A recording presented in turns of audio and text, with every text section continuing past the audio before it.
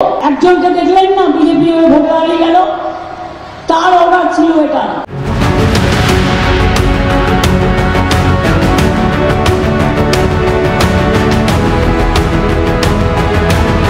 সোমবার সকালে এসএসসির মামলার রায় বেরোতেই বিচার ব্যবস্থাকে নিশানা মমতা বন্দ্যোপাধ্যায়।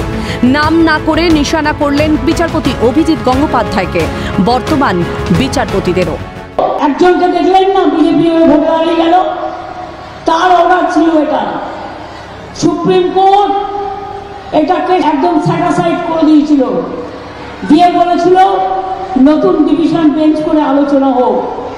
আরে কাকে নিয়ে করবেন নতুন ডিভিশন বেঞ্চ? অভিজিৎ গঙ্গোপাধ্যায়ের এজলাসে যখন চলছিল এসএসসি দুর্নীতি মামলা, তখন কুকথা শোনা, অপমানিত হওয়া, অবমাননার শিকার হওয়া নিত্য দিনের সঙ্গী হয়ে গিয়েছিল তা।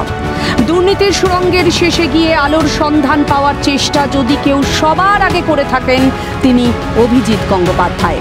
আইনের দৃষ্টিতে তার অনেক ভূমিকা নিয়ে অনেকে অনেক সমালোচনা করেছেন, কিন্তু সমাজ রাষ্ট্রের স্বার্থে দুর্নীতির বিরুদ্ধে মানবিকতার দৃষ্টিকোণ থেকে অভিজিৎ গঙ্গোপাধ্যায়ের সেই নিয়মের বেড়া ভেঙে এগিয়ে চলাই হয়তো শাসকের বিরুদ্ধে সাহস জুগিয়েছে অনেকের মনে।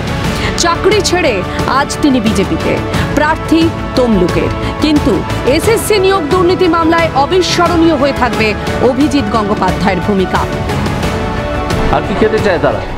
ঘুষ খেয়েছে, টাকা খেয়েছে, চাকরি চুরি করেছে, আর কি খেতে চায়? আজকে তো থাপ্পড় খেয়েছে। পুরো নিয়োগ প্রক্রিয়াটাই ছিল একটা অযোগ্যদের চাকরি দেওয়ার চক্রান্ত।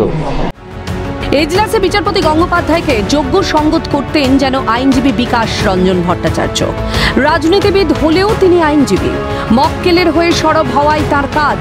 কিন্তু দুর্নীতির বিরুদ্ধে আইনি লড়াইয়ে অভিজিৎ গঙ্গোপাধ্যায়ের নিয়মের বেড়া ভাঙাকে যেভাবে যুক্তিজালে সমর্থন করে গেছেন বিকাশ ভট্টাচার্য, তা উল্লেখযোগ্য। বিচারপতি যখন ছিলেন অভিজিৎ গঙ্গোপাধ্যায়, বিচারপতির আসনে বসে তিনি যে বিচার করেছেন সেই বিচার সঠিক ছিল। তার বিরুদ্ধে ব্যক্তিগত আক্রমণ কুৎসা করা হয়েছে।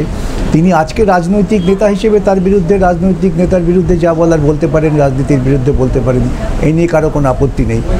কিন্তু তিনি বিচার প্রক্রিয়া চলাকালীন যে কাজ করেছেন সে কাজটা তো বড় একটা দুর্নীতিকে সামনে আনার ক্ষেত্রে তার একটা ইতিবাচক ভূমিকা ছিল, সেটাকে তো অস্বীকার করার কোনো কারণ নেই। তবে দুর্নীতির বিরুদ্ধে লড়াইয়ে এত বড় জয় কখনোই আসতো না যাদের ছাড়া তারা বঞ্চিত চাকরি প্রার্থীরা। কি করেননি তারা? একদিকে থেকেছেন আন্দোলনের মঞ্চে, অন্যদিকে চালিয়ে গেছেন আইনি লড়াই। রোদ, ঝড়, জল, বৃষ্টি উপেক্ষা করে ওদের লড়াই বুঝিয়ে দিয়েছে অধিকারের লড়াই কাকে বলে। ছিল শাসকের হুমকি, ছিল শাসকের প্রলোভন, সব উপেক্ষা করে গত কয়েক বছর ধরে ওরাই গোটা বাংলার নজরে। যখন ওদের স্কুলে যাওয়ার কথা, ওরা তখন বঞ্চনার ক্রোধের আগুনে চোখের জলকে শুকিয়ে ফেলে এগিয়ে গেছেন বাংলাকে দুর্নীতিমুক্ত করার লড়াইয়ে। বসে থাকবো, আমাদের জয়েনিং লেটার আসবে, তারপর আমরা স্কুলে জয়েন করবো, তারপর আমরা উঠবো। আমাদের অন্যায় করে যারা চাকরি করছে আমি তাদেরকে প্রশ্রয় দেবো? তাহলে তো দেশ করাপ্টেড হয়ে যাবে।